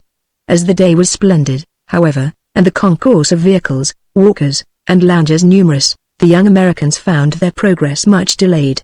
This fact was highly agreeable to Winterbourne, in spite of his consciousness of his singular situation. The slow-moving, idly gazing Roman crowd bestowed much attention upon the extremely pretty young foreign lady who was passing through it upon his arm, and he wondered what on earth had been in Daisy's mind when she proposed to expose herself, unattended, to its appreciation. His own mission, to her sense, apparently, was to consign her to the hands of Mr. Giovanelli, but Winterbourne, at once annoyed and gratified, resolved that he would do no such thing. "Why haven't you been to see me?" asked Daisy. "You can't get out of that. I have had the honor of telling you that I have only just stepped out of the train. You must have stayed in the train a good while after it stopped," cried the young girl with her little laugh. "I suppose you were asleep. You have had time to go to see Mrs. Walker." "I knew Mrs. Walker," Winterbourne began to explain. "I know where you knew her. You knew her at Geneva. She told me so." "Well, you knew me at Vevey. That's just as good. So you ought to have come." She asked him no other question than this. She began to prattle about her own affairs. "We've got splendid rooms at the hotel. Eugenio says they're the best rooms in Rome. We are going to stay all winter, if we don't die of the fever, and I guess we'll stay then. It's a great deal nicer than I thought. I thought it would be fearfully quiet. I was sure it would be awfully poky. I was sure we should be going round all the time with one of those dreadful old men that explain about the pictures and things. But we only had about a week of that, and now I'm enjoying myself. I know ever so many people, and they are all so charming. The society's extremely select. There are all kinds English, and Germans, and Italians. I think I like the English best. I like their style of conversation. But there are some lovely Americans. I never saw anything so hospitable. There's something or other every day. There's not much dancing, but I must say I never thought dancing was everything. I was always fond of conversation. I guess I shall have plenty at Mrs. Walker's, her rooms are so small. When they had passed the gate of the Pincian Gardens, Miss Miller began to wonder where Mr. Giovanelli might be. We had better go straight to that place in front, she said, where you look at the view. I certainly shall not help you to find him, Winterbourne declared. Then I shall find him without you, cried Miss Daisy. You certainly won't leave me, cried Winterbourne. She burst into her little laugh.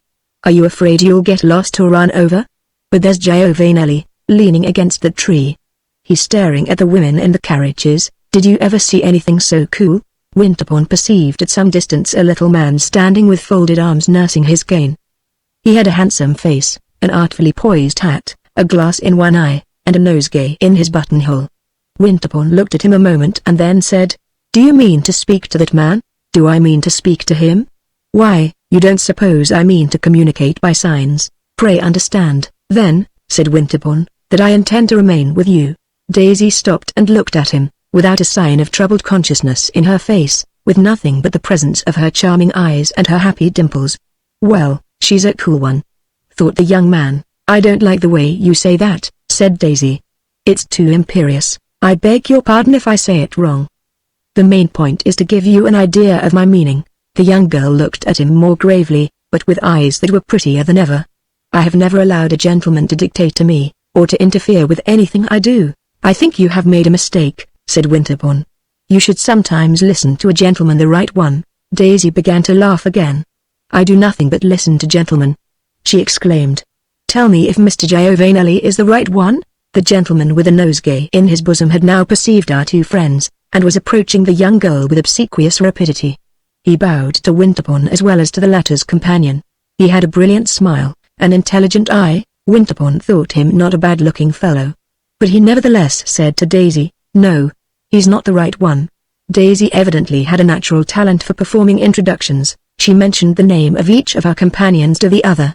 She strolled alone with one of them on each side of her, Mr. Giovanelli, who spoke English very cleverly. Winterbourne afterward learned that he had practiced the idiom upon a great many American heiresses, addressed her a great deal of very polite nonsense. He was extremely urbane, and the young American, who said nothing, reflected upon that profundity of Italian cleverness which enables people to appear more gracious in proportion as they are more acutely disappointed.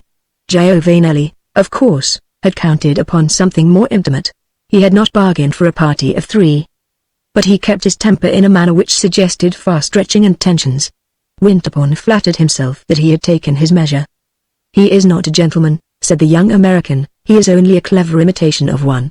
He is a music master, or a penny a liner, or a third-rate artist. D_N his good looks. Mr. Giovanelli had certainly a very pretty face, but Winterbourne felt a superior indignation at his own lovely fellow countrywoman's not knowing the difference between a spurious gentleman and a real one. Giovanelli chattered and jested and made himself wonderfully agreeable. It was true that, if he was an imitation, the imitation was brilliant. Nevertheless, Winterbourne said to himself, a nice girl ought to know. And then he came back to the question whether this was, in fact, a nice girl. Would a nice girl, even allowing for her being a little American flirt, make a rendezvous with a presumably low-lived foreigner? The rendezvous in this case, indeed, had been in broad daylight and in the most crowded corner of Rome, but was it not impossible to regard the choice of these circumstances as a proof of extreme cynicism? Singular though it may seem, Winterbourne was vexed that the young girl, in joining her amoroso, should not appear more impatient of his own company, and he was vexed because of his inclination. It was impossible to regard her as a perfectly well-conducted young lady. She was wanting in a certain indispensable delicacy. It would therefore simplify matters greatly to be able to treat her as the object of one of those sentiments which are called by romancers lawless passions. That she should seem to wish to get rid of him would help him to think more lightly of her, and to be able to think more lightly of her would make her much less perplexing. But Daisy, on this occasion, continued to present herself as an inscrutable combination of audacity and innocence. She had been walking some quarter of an hour, attended by her two cavaliers, and responding in a tone of very childish gaiety, as it seemed to Winterbourne, to the pretty speeches of Mr. Giovanelli, when a carriage that had detached itself from the revolving train drew up beside the path. At the same moment Winterbourne perceived that his friend Mrs. Walker, the lady whose house he had lately left, was seated in the vehicle and was beckoning to him. Leaving Miss Miller's side, he hastened to obey her summons. Mrs. Walker was flushed, she wore an excited air. "It is really too dreadful," she said. "That girl must not do this sort of thing. She must not walk here with you two men. 50 people have noticed her." Winterbourne raised his eyebrows. "I think it's a pity to make too much fuss about it. It's a pity to let the girl ruin herself." "She is very innocent," said Winterbourne. "She's very crazy," cried Mrs. Walker. "Did you ever see anything so imbecile as her mother?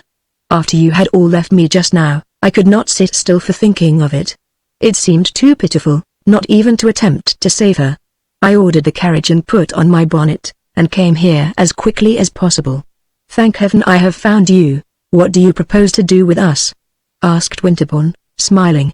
"To ask her to get in, to drive her about here for half an hour, so that the world may see she is not running absolutely wild, and then to take her safely home. I don't think it's a very happy thought," said Winterbourne, "but you can try." Mrs. Walker tried.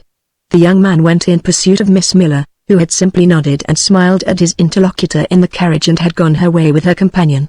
Daisy, on learning that Mrs. Walker wished to speak to her, retraced her steps with a perfect good grace and with Mr. Giovanelli at her side. She declared that she was delighted to have a chance to present this gentleman to Mrs. Walker.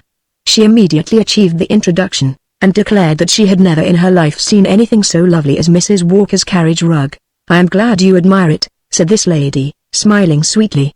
"Will you get in and let me put it over you?" "Oh, no, thank you," said Daisy. "I shall admire it much more as I see you driving round with it. Do get in and drive with me," said Mrs. Walker. "That would be charming, but it's so enchanting just as I am." And Daisy gave a brilliant glance at the gentleman on either side of her. "It may be enchanting, dear child, but it is not the custom here," urged Mrs. Walker, leaning forward in her victoria, with her hands devoutly clasped. "Well, it ought to be, then," said Daisy. "If I didn't walk I should expire." "You should walk with your mother, dear," cried the lady from Geneva, losing patience. "With my mother, dear?" exclaimed the young girl. Winterbourne saw that she scented interference. "My mother never walked 10 steps in her life. And then, you know," she added with a laugh, "I'm more than 5 years old. You're old enough to be more reasonable. You're old enough, dear Miss Miller, to be talked about." Daisy looked at Mrs. Walker, smiling intensely. "Talked about? What do you mean? Come into my carriage, and I will tell you." Daisy turned her quickened glance again from one of the gentlemen beside her to the other. Mr. Giovanelli was bowing to and fro, rubbing down his gloves and laughing very agreeably. Winterbourne thought it a most unpleasant scene. "I don't think I want to know what you mean," said Daisy presently. "I don't think I should like it."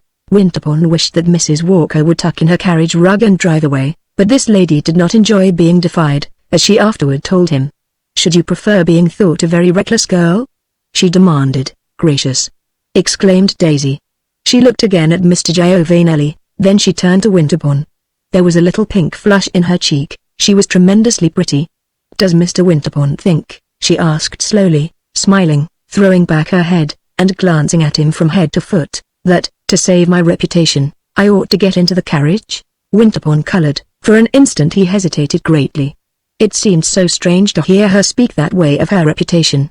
But he himself, in fact, must speak in accordance with gallantry. The finest gallantry, here, was simply to tell her the truth, and the truth, for Winterbourne, as the few indications I have been able to give have made him known to the reader, was that Daisy Miller should take Mrs. Walker's advice. He looked at her exquisite prettiness, and then he said, very gently, "I think you should get into the carriage." Daisy gave a violent laugh. "I never heard anything so stiff. If this is improper, Mrs. Walker," she pursued, "then I am all improper, and you must give me up. Goodbye, I hope you'll have a lovely ride." And, with Mr. Giovanelli, who made a triumphantly obsequious salute, she turned away. Mrs. Walker sat looking after her, and there were tears in Mrs. Walker's eyes. "Get in here, sir," she said to Winterbourne, indicating the place beside her. The young man answered that he felt bound to accompany Miss Miller, whereupon Mrs. Walker declared that if he refused her this favor she would never speak to him again. She was evidently in earnest. Winterbourne overtook Daisy and her companion, and, offering the young girl his hand, told her that Mrs. Walker had made an imperious claim upon his society. He expected that in answer she would say something rather free, something to commit herself still further to that recklessness from which Mrs. Walker had so charitably endeavored to dissuade her. But she only shook his hand, hardly looking at him, while Mr. Giovanelli bade him farewell with a too emphatic flourish of the hat. Winterbourne was not in the best possible humor as he took his seat in Mrs. Walker's Victoria. "That was not clever of you," he said candidly, while the vehicle mingled again with the throng of carriages. In such a case, his companion answered, "I don't wish to be clever, I wish to be earnest." "Well, your earnestness has only offended her and put her off." "It has happened very well," said Mrs. Walker. "If she is so perfectly determined to compromise herself, the sooner one knows it the better, one can act accordingly." "I suspect she meant no harm," Winterbourne rejoined, "so I thought a month ago. But she has been going too far." "What has she been doing?" "Everything that is not done here. Flirting with any man she could pick up, sitting in corners with mysterious Italians, dancing all the evening with the same partners, receiving visits at 11 o'clock at night. Her mother goes away when visitors come, but her brother," said Winterbourne, laughing, "sits up till midnight. He must be edified by what he sees. I'm told that at their hotel everyone is talking about her, and that a smile goes round among all the servants when a gentleman comes and asks for Miss Miller." "The servants be hanged," said Winterbourne angrily. "The poor girl's only fault," he presently added, "is that she is very uncultivated. She is naturally indelicate," Mrs. Walker declared. "Take that example this morning. How long had you known her at Vevey?" "A couple of days, fancy, then, her making it a personal matter that you should have left the place." Winterbourne was silent for some moments, then he said, "I suspect, Mrs. Walker, that you and I have lived too long at Geneva." And he added a request that she should inform him with what particular design she had made him enter her carriage. "I wish to beg you to cease your relations with Miss Miller, not to flirt with her, to give her no further opportunity to expose herself, to let her alone. In short, I'm afraid I can't do that," said Winterbourne. "I like her extremely. All the more reason that you shouldn't help her to make a scandal." "There shall be nothing scandalous in my attentions to her. There certainly will be in the way she takes them. But I have said what I had on my conscience," Mrs. Walker pursued. "If you wish to rejoin the young lady I will put you down. Here, by the way, you have a chance." The carriage was traversing that part of the Pincian garden that overhangs the wall of Rome and overlooks the beautiful Villa Borghese. It is bordered by a large parapet, near which there are several seats. One of the seats at a distance was occupied by a gentleman and a lady, toward whom Mrs. Walker gave a toss of her head. At the same moment these persons rose and walked toward the parapet. Winterbourne had asked the coachman to stop. He now descended from the carriage. His companion looked at him a moment in silence, then, while he raised his hat, she drove majestically away. Winterbourne stood there. He had turned his eyes toward Daisy and her cavalier. They evidently saw no one, they were too deeply occupied with each other. When they reached the low garden wall, they stood a moment looking off at the great flat-topped pine clusters of the Villa Borghese. Then Giovanelli seated himself, familiarly, upon the broad ledge of the wall. The western sun in the opposite sky sent out a brilliant shaft through a couple of cloud bars, whereupon Daisy's companion took her parasol out of her hands and opened it. She came a little nearer, and he held the parasol over her. Then, still holding it, he let it rest upon her shoulder, so that both of their heads were hidden from Winterbourne. This young man lingered a moment, then he began to walk. But he walked not toward the couple with the parasol, toward the residence of his aunt, Mrs. Costello. He flattered himself on the following day that there was no smiling among the servants when he, at least, asked for Mrs. Miller at her hotel. This lady and her daughter, however, were not at home, and on the next day after, repeating his visit, Winterbourne again had the misfortune not to find them. Mrs. Walker's party took place on the evening of the third day, and, in spite of the frigidity of his last interview with the hostess, Winterbourne was among the guests.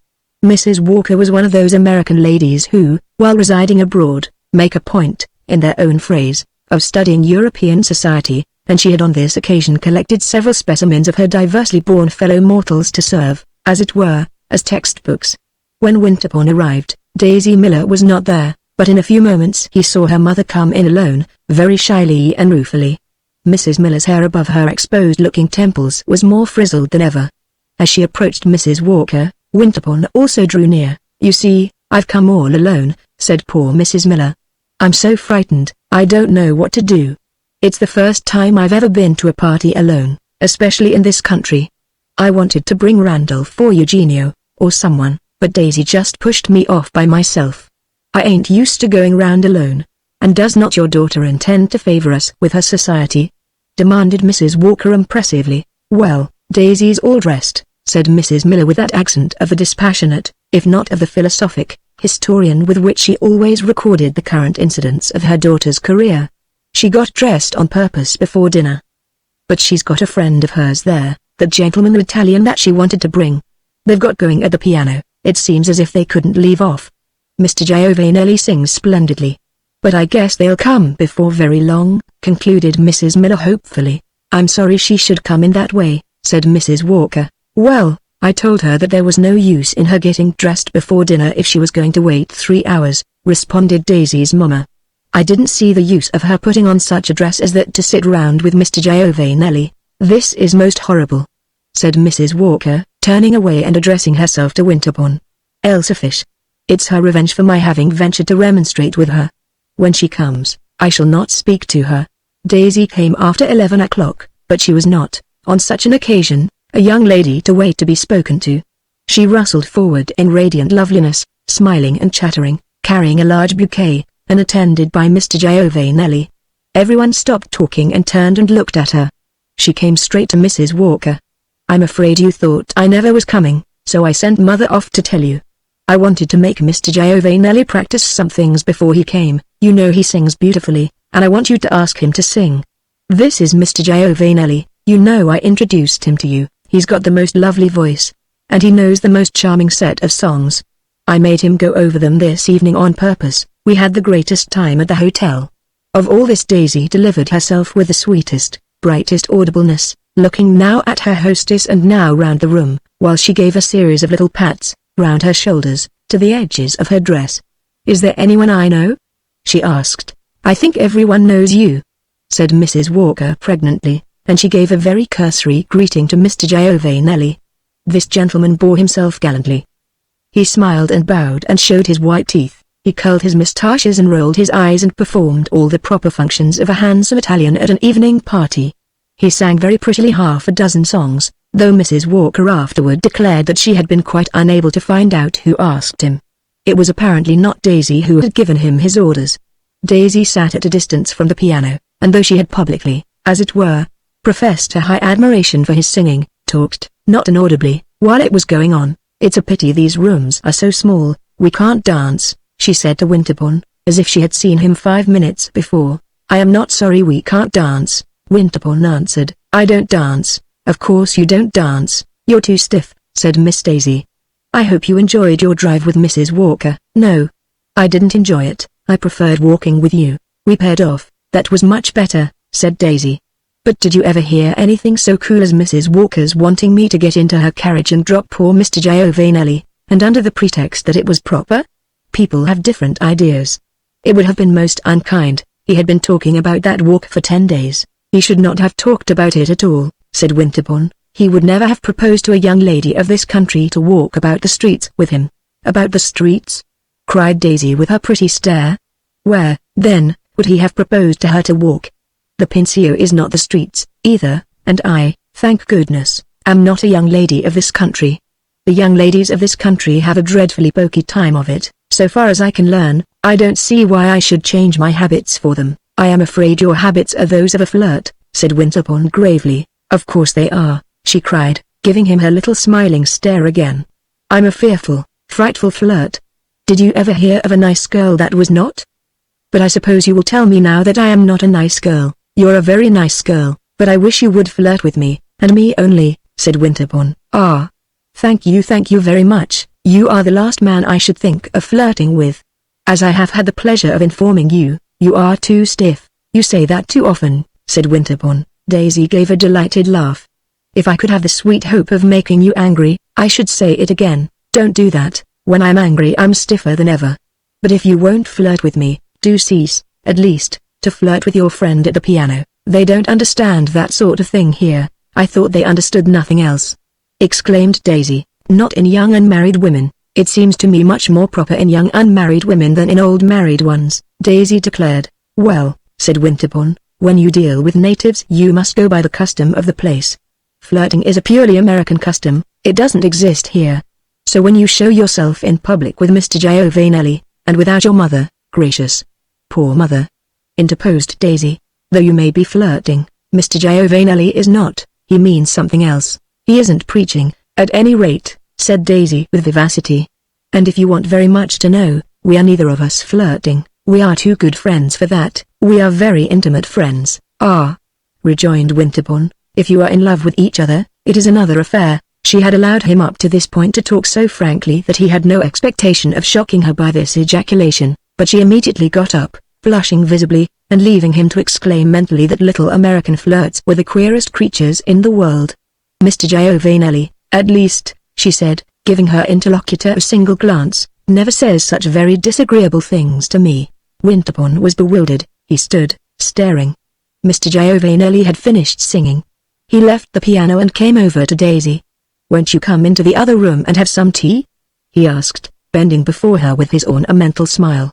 Daisy turned to Winterbourne, beginning to smile again. He was still more perplexed, for this inconsequent smile made nothing clear, though it seemed to prove, indeed, that she had a sweetness and softness that reverted instinctively to the pardon of offences. "It has never occurred to Mr. Winterbourne to offer me any tea," she said with her little tormenting manner. "I have offered you advice," Winterbourne rejoined. "I prefer weak tea," cried Daisy, and she went off with the brilliant Giovanelli. She sat with him in the adjoining room, in the embrasure of the window, for the rest of the evening. There was an interesting performance at the piano, but neither of these young people gave heed to it. When Daisy came to take leave of Mrs. Walker, this lady conscientiously repaired the weakness of which she had been guilty at the moment of the young girl's arrival. She turned her back straight upon Miss Miller and left her to depart with what grace she might. Winterbourne was standing near the door. He saw it all. Daisy turned very pale and looked at her mother, but Mrs. Miller was humbly unconscious of any violation of the usual social forms. She appeared, indeed, to have felt an incongruous impulse to draw attention to her own striking observance of them. "Good night, Mrs. Walker," she said. "We've had a beautiful evening. You see, if I let Daisy come to parties without me, I don't want her to go away without me." Daisy turned away, looking with a pale, grave face at the circle near the door. Winterbourne saw that, for the first moment, she was too much shocked and puzzled even for indignation. He on his side was greatly touched. "That was very cruel," he said to Mrs. Walker. "She never enters my drawing room again," replied his hostess. Since Winterbourne was not to meet her in Mrs. Walker's drawing room, he went as often as possible to Mrs. Miller's hotel. The ladies were rarely at home, but when he found them, the devoted Giovanelli was always present. Very often the brilliant little Roman was in the drawing room with Daisy alone, Mrs. Miller being apparently constantly of the opinion that discretion is the better part of surveillance. Winterbourne noted, at first with surprise, that Daisy on these occasions was never embarrassed or annoyed by his own entrance, but he very presently began to feel that she had no more surprises for him. The unexpected in her behavior was the only thing to expect. She showed no displeasure at her tete-a-tete with Giovanelli being interrupted. She could chatter as freshly and freely with two gentlemen as with one. There was always, in her conversation, the same odd mixture of audacity and puerility. Winterbourne remarked to himself that if she was seriously interested in Giovanelli, it was very singular that she should not take more trouble to preserve the sanctity of their interviews, and he liked her the more for her innocent-looking indifference and her apparently inexhaustible good humor. He could hardly have said why, but she seemed to him as a girl who would never be jealous. At the risk of exciting a somewhat derisive smile on the reader's part, I may affirm that with regard to the women who had hitherto interested him, it very often seemed to Winterbourne among the possibilities that, given certain contingencies, he should be afraid, literally afraid of these ladies. He had a pleasant sense that he should never be afraid of Daisy Miller. It must be added that this sentiment was not altogether flattering to Daisy. It was part of his conviction, or rather of his apprehension, that she would prove a very light young person, but she was evidently very much interested in Giovanelli. She looked at him whenever he spoke. She was perpetually telling him to do this and to do that. She was constantly chaffing and abusing him. She appeared completely to have forgotten that Winterbourne had said anything to displease her at Mrs. Walker's little party. One Sunday afternoon, having gone to St. Peter's with his aunt, Winterbourne perceived Daisy strolling about the great church in company with the inevitable Giovanelli. Presently he pointed out the young girl and her cavalier to Mrs. Costello. This lady looked at them a moment through her eyeglass, and then she said, "That's what makes you so pensive in these days, eh?" "I had not the least idea I was pensive," said the young man. "You are very much preoccupied. You are thinking of something."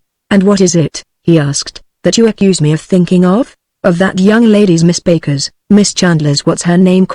Miss Miller's intrigue with that little barber's block. Do you call it an intrigue? Winterbourne asked. An affair that goes on with such peculiar publicity?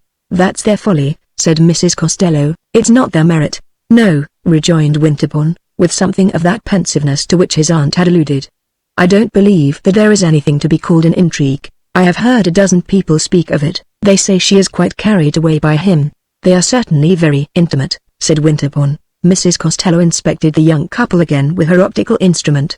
He is very handsome. One easily sees how it is. She thinks him the most elegant man in the world, the finest gentleman. She has never seen anything like him. He is better, even, than the courier. It was the courier probably who introduced him, and if he succeeds in marrying the young lady, the courier will come in for a magnificent commission. I don't believe she thinks of marrying him, said Winterbourne, and I don't believe he hopes to marry her. You may be very sure she thinks of nothing. She goes on from day to day, from hour to hour, as they did in the Golden Age. I can imagine nothing more vulgar. And at the same time, added Mrs. Costello, depend upon it that she may tell you any moment that she is engaged. I think that is more than Giovanelli expects, said Winterbourne. Who is Giovanelli? The little Italian. I have asked questions about him and learned something. He is apparently a perfectly respectable little man. I believe he is, in a small way, a Cavalier Avvocato. But he doesn't move in what are called the first circles. I think it is really not absolutely impossible that the courier introduced him. He is evidently immensely charmed with Miss Miller. If she thinks him the finest gentleman in the world, he, on his side, has never found himself in personal contact with such splendor, such opulence, such expensiveness as this young lady's. And then she must seem to him wonderfully pretty and interesting. I rather doubt that he dreams of marrying her. That must appear to him too impossible a piece of luck. He has nothing but his handsome face to offer, and there is a substantial Mr. Miller in that mysterious land of dollars. Giovanelli knows that he hasn't a title to offer. If he were only a count or a marchese. He must wonder at his luck, at the way they have taken him up. He accounts for it by his handsome face and thinks Miss Miller a young lady qui se passe ses fantasies. Said Mrs. Costello. It is very true, Winterbourne pursued, that Daisy and her mamma have not yet risen to that stage of what shall I call it ? Of culture at which the idea of catching a count or a marchese begins. I believe that they are intellectually incapable of that conception. But the Avvocato can't believe it, said Mrs. Costello. Of the observation excited by Daisy's intrigue, Winterbourne gathered that day at St. Peter's sufficient evidence.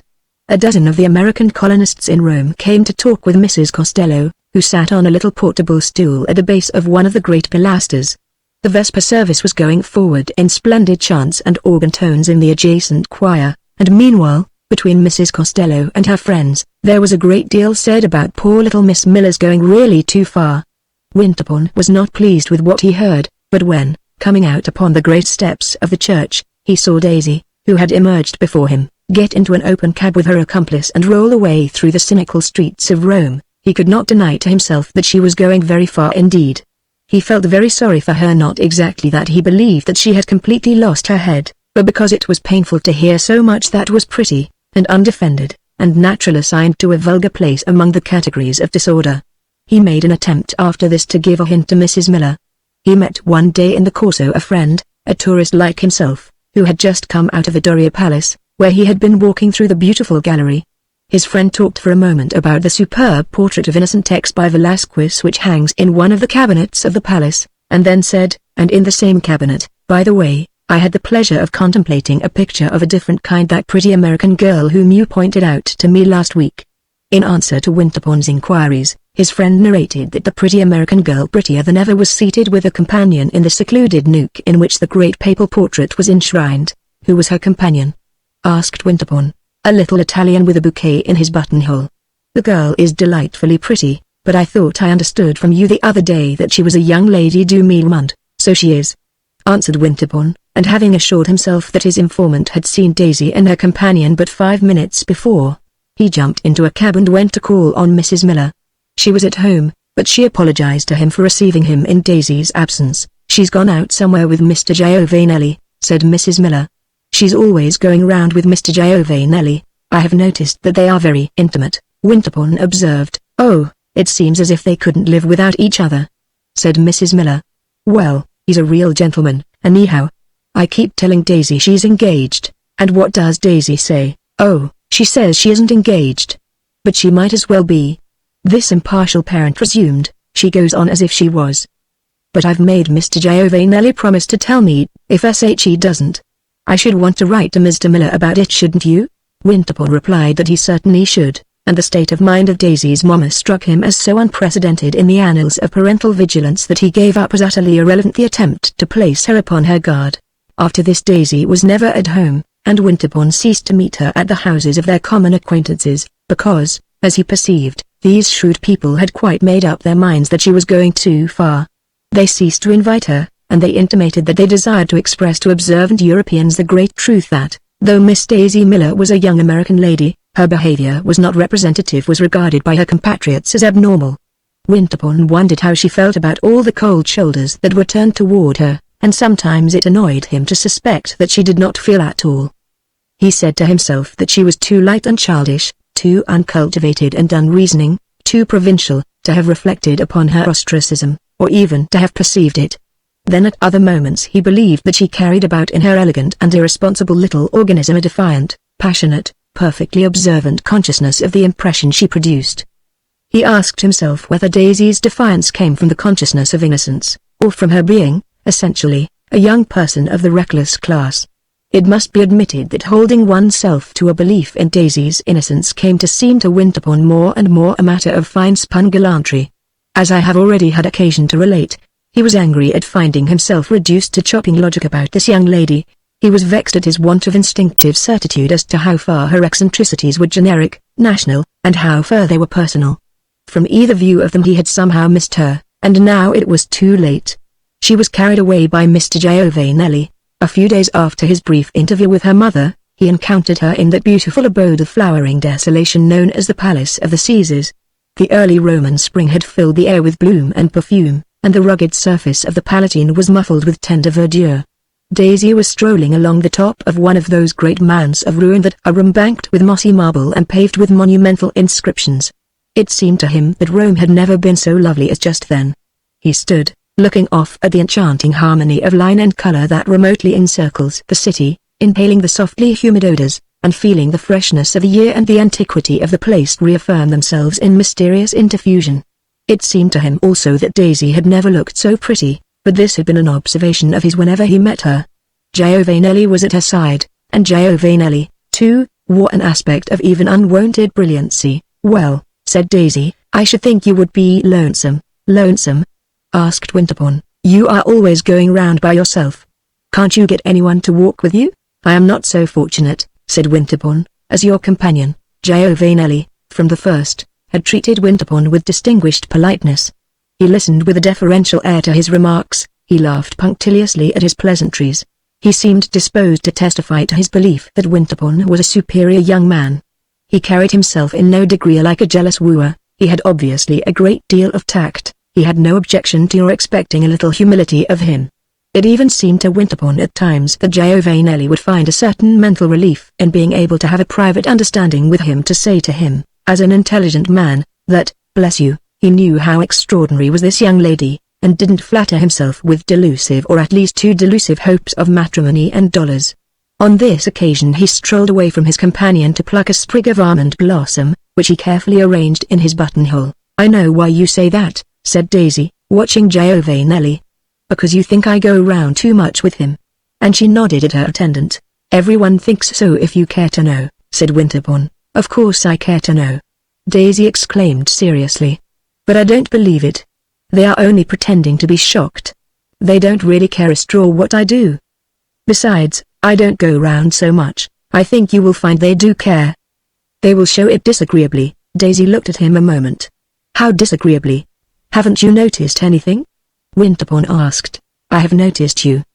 But I noticed you were as stiff as an umbrella the first time I saw you." "You will find I am not so stiff as several others," said Winterbourne, smiling. "How shall I find it? By going to see the others. What will they do to me? They will give you the cold shoulder." "Do you know what that means?" Daisy was looking at him intently. She began to color. "Do you mean as Mrs. Walker did the other night?" "Exactly," said Winterbourne. She looked away at Giovanelli, who was decorating himself with his almond blossom. Then looking back at Winterbourne, "I shouldn't think you would let people be so unkind," she said. "How can I help it?" he asked. "I should think you would say something." "I do say something," and he paused a moment. "I say that your mother tells me that she believes you are engaged." "Well, she does," said Daisy very simply. Winterbourne began to laugh. "And does Randolph believe it?" he asked. "I guess Randolph doesn't believe anything," said Daisy. Randolph's skepticism excited Winterbourne to further hilarity, and he observed that Giovanelli was coming back to them. Daisy, observing it too, addressed herself again to her countryman. "Since you have mentioned it," she said, "I am engaged." Winterbourne looked at her. He had stopped laughing. "You don't believe?" she added. He was silent a moment, and then, "Yes, I believe it," he said. "Oh, no, you don't," she answered. "Well, then I am not." The young girl and her cicerone were on their way to the gate of the enclosure, so that Winterbourne, who had but lately entered, presently took leave of them. A week afterward he went to dine at a beautiful villa on the Clean Hill, and, on arriving, dismissed his hired vehicle. The evening was charming, and he promised himself the satisfaction of walking home beneath the Arch of Constantine and past the vaguely lighted monuments of the Forum. There was a waning moon in the sky, and her radiance was not brilliant, but she was veiled in a thin cloud curtain which seemed to diffuse and equalize it. When, on his return from the villa, it was 11 o'clock, Winterbourne approached the dusky circle of the Colosseum. It recurred to him, as a lover of the picturesque, that the interior, in the pale moonshine, would be well worth a glance. He turned aside and walked to one of the empty arches, near which, as he observed, an open carriage, one of the little Roman street cabs, was stationed. Then he passed in, among the cavernous shadows of the great structure, and emerged upon the clear and silent arena. The place had never seemed to him more impressive. One half of the gigantic circus was in deep shade, the other was sleeping in the luminous dusk. As he stood there he began to murmur Byron's famous lines, out of Manfred, but before he had finished his quotation he remembered that if nocturnal meditations in the Colosseum are recommended by the poets, they are deprecated by the doctors. The historic atmosphere was there, certainly, but the historic atmosphere, scientifically considered, was no better than a villainous miasma. Winterbourne walked to the middle of the arena, to take a more general glance, intending thereafter to make a hasty retreat. The great cross in the center was covered with shadow. It was only as he drew near it that he made it out distinctly. Then he saw that two persons were stationed upon the low steps which formed its base. One of these was a woman, seated, her companion was standing in front of her.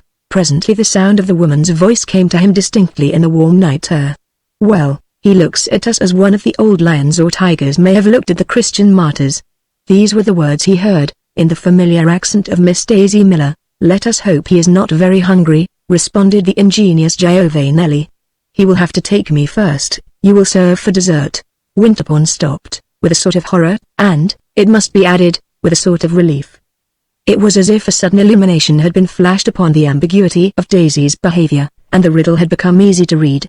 She was a young lady whom a gentleman need no longer be at pains to respect.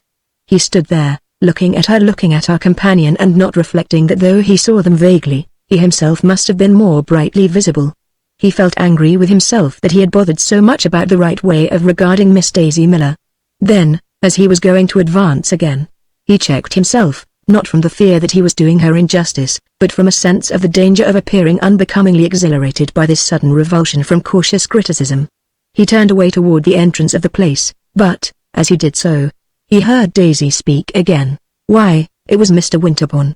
He saw me, and he cuts me." What a clever little reprobate she was, and how smartly she played at injured innocence. But he wouldn't cut her. Winterbourne came forward again and went toward the great cross. Daisy had got up. Giovanelli lifted his hat. Winterbourne had now begun to think simply of the craziness, from a sanitary point of view, of a delicate young girl lounging away the evening in this nest of malaria. What if she were a clever little reprobate? That was no reason for her dying of the perniciosa. "How long have you been here?" he asked almost brutally. Daisy, lovely in the flattering moonlight, looked at him a moment. "Then all the evening," she answered, gently. "I never saw anything so pretty." "I am afraid," said Winterbourne, "that you will not think Roman fever very pretty. This is the way people catch it. I wonder," he added, turning to Giovanelli, "that you, a native Roman, should countenance such a terrible indiscretion." "Ah," said the handsome native, "for myself I am not afraid. Neither am I for you. I am speaking for this young lady, Giovanelli lifted his well-shaped eyebrows and showed his brilliant teeth. But he took Winterbourne's rebuke with docility. I told the signorina it was a grave indiscretion, but when was the signorina ever prudent? I never was sick, and I don't mean to be. The signorina declared. I don't look like much, but I'm healthy. I was bound to see the Colosseum by moonlight. I shouldn't have wanted to go home without that, and we have had the most beautiful time, haven't we, Mr. Giovanelli? If there has been any danger, Eugenio can give me some pills. He has got some splendid pills. I should advise you, said Winterbourne, to drive home as fast as possible and take one. What you say is very wise, Giovanelli rejoined. I will go and make sure the carriage is at hand. And he went forward rapidly. Daisy followed with Winterbourne. He kept looking at her. She seemed not in the least embarrassed. Winterbourne said nothing. Daisy chattered about the beauty of the place. Well, I have seen the Colosseum by moonlight, she exclaimed. That's one good thing. Then, noticing Winterbourne's silence, she asked him why he didn't speak. He made no answer, he only began to laugh. They passed under one of the dark archways. Giovanelli was in front with the carriage. Here Daisy stopped a moment, looking at the young American. Do you believe I was engaged, the other day? She asked. It doesn't matter what I believed the other day, said Winterbourne, still laughing. Well, what do you believe now? I believe that it makes very little difference whether you are engaged or not. He felt the young girl's pretty eyes fixed upon him through the thick gloom of the archway. She was apparently going to answer. But Giovanelli hurried her forward. Quick! Quick! He said, if we get in by midnight we are quite safe. Daisy took her seat in the carriage, and the fortunate Italian placed himself beside her. Don't forget Eugenio's pills, said Winterbourne as he lifted his hat. I don't care, said Daisy in a little strange tone, whether I have Roman fever or not. Upon this the cab driver cracked his whip, and they rolled away over the desultory patches of the antique pavement. Winterbourne, to do him justice, as it were, mentioned to no one that he had encountered Miss Miller, at midnight, in the Colosseum with a gentleman, but nevertheless, a couple of days later, the fact of her having been there under these circumstances was known to every member of the little American circle, and commented accordingly. Winterbourne reflected that they had of course known it at the hotel, and that, after Daisy's return, there had been an exchange of remarks between the porter and the cab driver.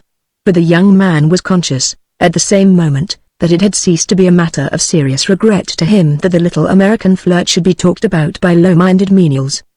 These people, a day or two later, had serious information to give. The little American flirt was alarmingly ill. Winterbourne, when the rumor came to him, immediately went to the hotel for more news. He found that 2 or 3 charitable friends had preceded him, and that they were being entertained in Mrs. Miller's salon by Randolph. It's going round at night, said Randolph. That's what made her sick. She's always going round at night. I shouldn't think she'd want to, it's so plaguey dark. You can't see anything here at night, except when there's a moon. In America there's always a moon. Mrs. Miller was invisible. She was now, at least, giving her daughter the advantage of her society. It was evident that Daisy was dangerously ill. Winterbourne went often to ask for news of her, and once he saw Mrs. Miller, who, though deeply alarmed, was, rather to his surprise, perfectly composed, and, as it appeared, a most efficient and judicious nurse. She talked a good deal about Dr. Davis, but Winterbourne paid her the compliment of saying to himself that she was not, after all, such a monstrous goose. Daisy spoke of you the other day, she said to him. Half the time she doesn't know what she's saying, but that time I think she did. She gave me a message. She told me to tell you. She told me to tell you that she never was engaged to that handsome Italian. I am sure I am very glad, Mr. Giovanelli hasn't been near us since she was taken ill. I thought he was so much of a gentleman, but I don't call that very polite. A lady told me that he was afraid I was angry with him for taking Daisy round at night. Well, so I am.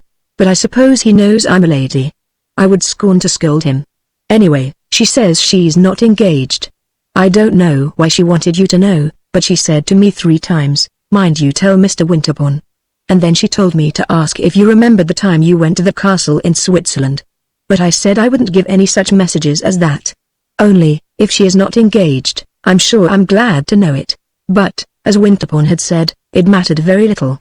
A week after this, the poor girl died. It had been a terrible case of the fever.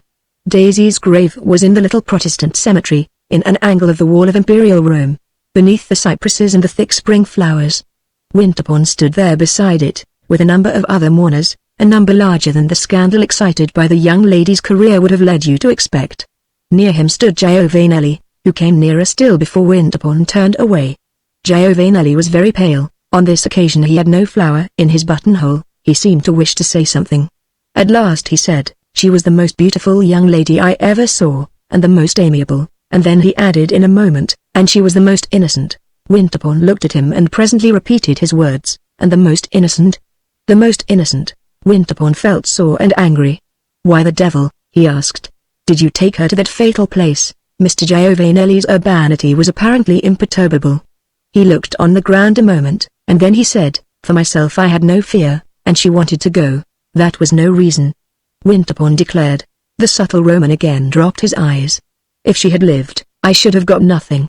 She would never have married me, I am sure." "She would never have married you?" "For a moment I hoped so. But no. I am sure." Winterbourne listened to him.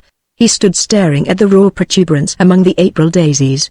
When he turned away again, Mr. Giovanelli, with his light, slow step, had retired. Winterbourne almost immediately left Rome, but the following summer he again met his aunt, Mrs. Costello at Vevey. Mrs. Costello was fond of Vevey.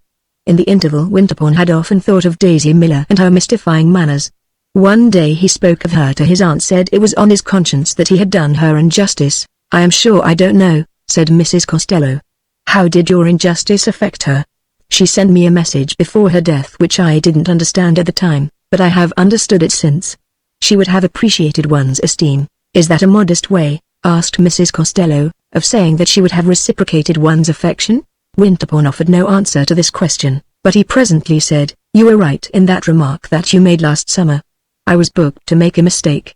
I have lived too long in foreign parts." Nevertheless, he went back to live at Geneva, whence there continued to come the most contradictory accounts of his motives of sojourn, a report that he is studying hard, an intimation that he is much interested in a very clever foreign lady,